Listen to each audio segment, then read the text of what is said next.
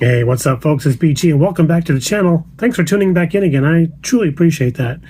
So this is going to be a little bit of a stash update sort of thing. What we picked up in California last weekend at the SoCal Open, hosted by Mr. Art Lasky Jr. And that was an awesome show. Had a lot of fun. Got to meet new friends and also hang out with some old friends too, which meant the world to me. And one of my cousins who lives in the area was able to show up with his kids and hang out with us for a while. It's a great time.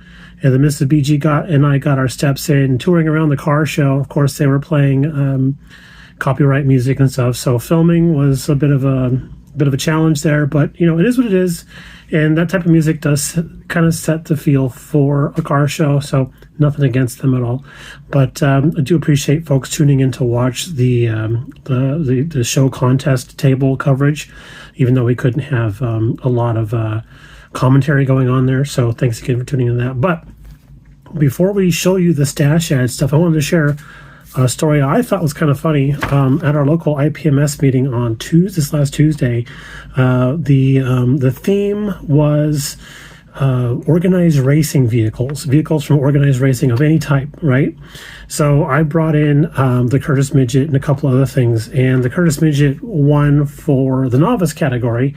I hadn't won anything before there, so once you win first place there, you move into the expert category. So technically, I was still a novice. So took in the Curtis Midget, won first place for that category, and what did I win? I won a gift certificate for $20. And the guy who issued me the gift certificate, my friend Bill, was actually chuckling when he handed it to me because he's my coworker over at Andy's, and the gift certificate is for Andy's. So I thought that was kind of cool. So I'll have to take that into work and redeem that sometime soon. But we're going to show you here on the desk real quick something that we brought home from the show, and then we'll show you the stash stuff. Okay, so we brought home some hardware. We'll give you a better shot of these trophies here in a second. But our little miserable Mini, we pulled this out of retirement because it hadn't been to the show before. So I thought, why not? We hadn't pulled this guy out of mothballs, and we took home, check this out, second place from miscellaneous. And man, I'll tell you what, here's the top here. Pretty awesome. Felt hugely amazed to have brought this one home because it is just awesome, and was just in shock for most of the day that we had managed to do that. But that we weren't done. Over here we got third place in drag race door slammers for the dart bag, and yeah, third place. Oh, third place. Oh, no, dude, you don't understand. Third place, I came in behind Daniel Valencia. I don't know if you know who he is. He's primarily West Coast guy, but he dominates every show he goes to. And I came in behind, I don't know, some guy named Chuck. But anyway, it was awesome to bring home third place for the dart bag, a kit that I actually really love. All three of these guys I truly love because there's a lot of work into these, and it just felt so nice to be recognized for that. So that was really awesome. And then over here, the K5 Jimmy, that's now the low class build. We got second place. Look at that, second place in the street truck category, and that was a stiff competition. So bringing home this is just fantabulous. So I'm super stoked about that. So yeah, I just have him sitting on my desk here for the last few days, just staring at him, going, I can't freaking believe this. So it's just awesome. All right, let's move on to the styrene we procured, and we'll be back in a sec. So first off, we were shopping around and saw this dude. Love this bi-style Corvette, and I know monogram Corvettes are good kits, so I snatched this guy, and it is so tasty. It is a snack, but I want to build this. I really like the fender flares and the color scheme on that stuff. The open top racer, man, it's just awesome. And it's Owens Corning, which I think is funny because, you know, it's a fiberglass car and all that stuff. So it goes hand in hand. So, yeah, can't wait to get onto this one. This is a 1/24 scale kit because it's monogram, but I'm not holding that against it. Here's some words. And then around here, yeah, good looking stuff. How authentic it is to the real race car, I have no clue, but I still think it's pretty awesome.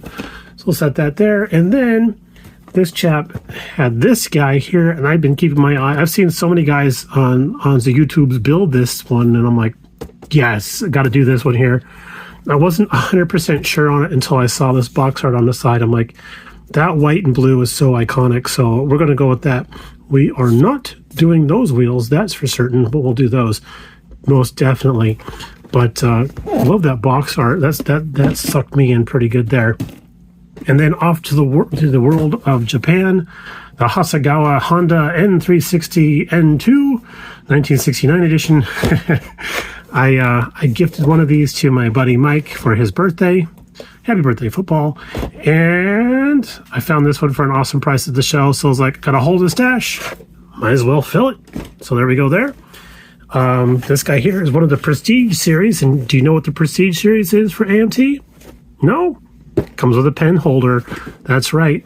Check that out. Got a nice little base you can put on there. Holds a pen. Yeah, I know younger guys are like going, what's a pen?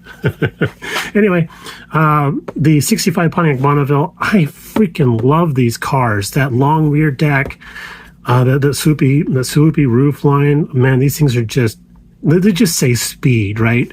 Especially when it's got the large engine and the tri-power and the 4-speed manual transmission, you know, type of thing. I actually almost bought one of these. I almost bought a 65 black on black. 4-speed manual.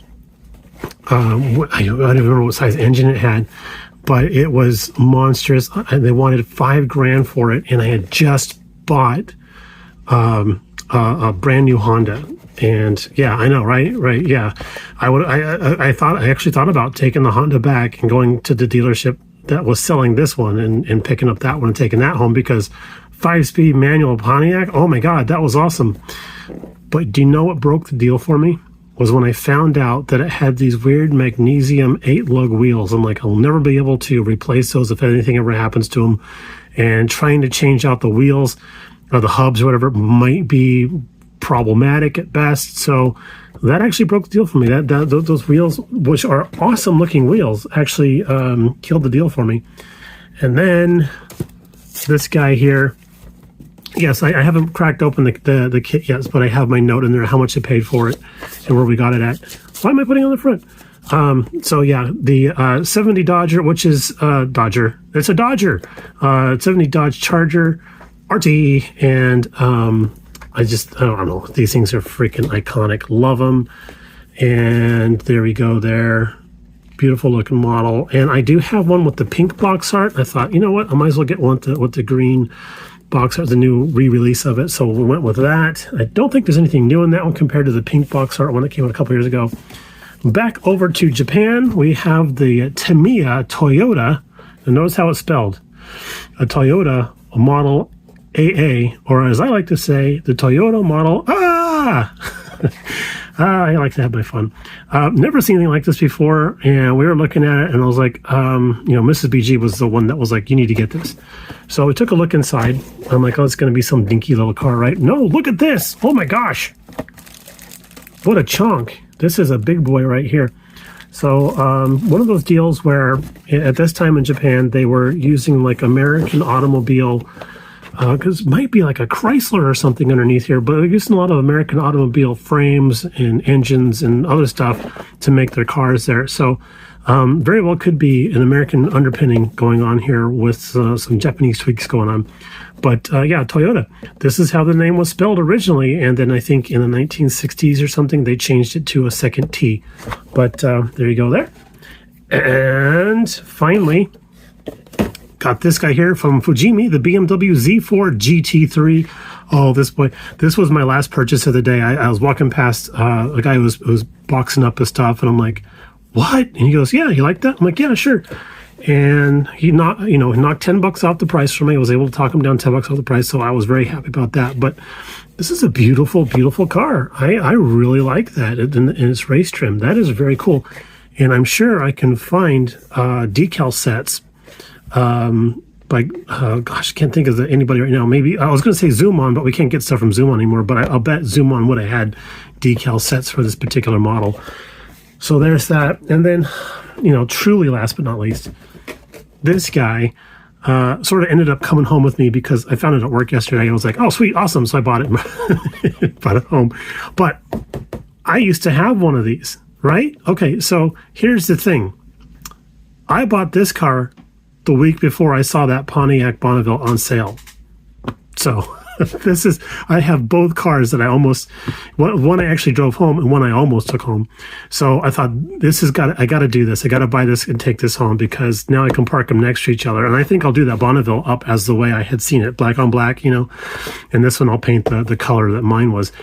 Luckily, this is not actually molded in this green electric celery color. That's a receipt to prove that I actually buy my models. But it's molded in white, so yay!